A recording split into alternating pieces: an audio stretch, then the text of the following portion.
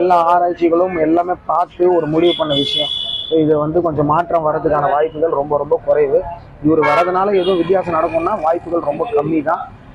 இந்த விமான நிலையன்றது ஒரு அத்தியாவசியம் தான். இன்னைக்கு ஒரு சிட்டியில் இருக்கிற டிராஃபிக்கை குறைக்கிறதுக்கும் இது இந்த சைடு எல்லாம் கொஞ்சம், அதாவது சிட்டியை விட்டு அடுத்த ஏரியாலாம் டெவலப் ஆகும்னா இந்த மாதிரி ஏதாவது ஒரு விஷயங்கள் நடந்தால் தான் இப்போது விஜய் புதிதாக கட்சி தொடங்கிய பிறகு பரந்தூர் வருகிறார். பரந்தூர் வருவதற்கு முன்னால் தமிழ்நாட்டுடைய நிலை பற்றி அவருடைய கருத்து என்ன? இன்றைக்கு கட்சி தொடங்கிய பிறகு அந்த விமான நிலையத்தை எதிர்த்து வருகிறார். இது எவ்வளவு நாளைக்கு அதில் ஈடுபடுவார்? அரசியல் கட்சி தொடங்கியதனால் ஒரு அரசியல் நோக்கத்திற்காக வருவதாகத்தான் நாம் பார்க்க முடிகிறது.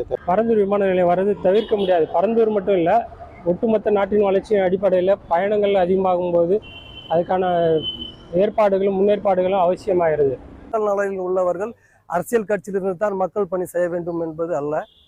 அவர் ஒரு உச்சக்கட்ட நடிகராக இருக்கும் பொழுதே அந்த மக்கள் பணியை செய்திருக்கலாம். அந்த மக்களுடைய அக்கறையை காட்டி அந்த மக்களை நோக்கி பார்த்திருக்கலாம். ஆனால் தற்போது அவர் அரசியல் காரணத்துக்காக அரசியல் நோக்கத்தோடு தான் வருகிறார் என்பது எங்களுடைய கருத்து.